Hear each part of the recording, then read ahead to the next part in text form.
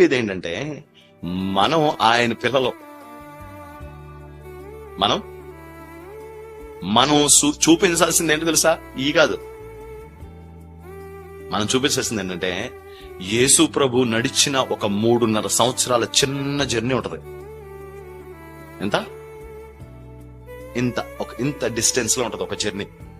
పెద్ద జర్నీ ఉండదు, పెద్దోళ్ళకి సోది ఉండదు, స్ట్రైట్ గా విషయం మాత్రం ఉండదు. ఇంత ఉంటది.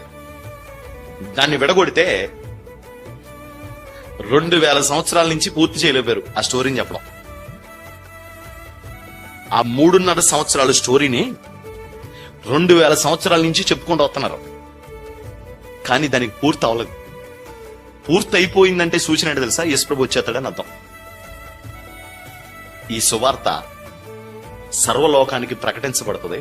అటు తర్వాత అంటే ఆ 3.5 సంవత్సరాల స్టోరీని 2000 సంవత్సరాల నుంచి చెప్తున్నారు, పూర్తి అవ్వలేదు, కంప్లీట్. ఒకళ్ళు చెప్పేదానికి ఇంకోళ్ళు చెప్పేదానికి మార్పు వచ్చేస్తుంది. అంత విభిన్నమైన స్టోరీ అది. దేవునికి స్తోత్రం. హల్లెలూయా.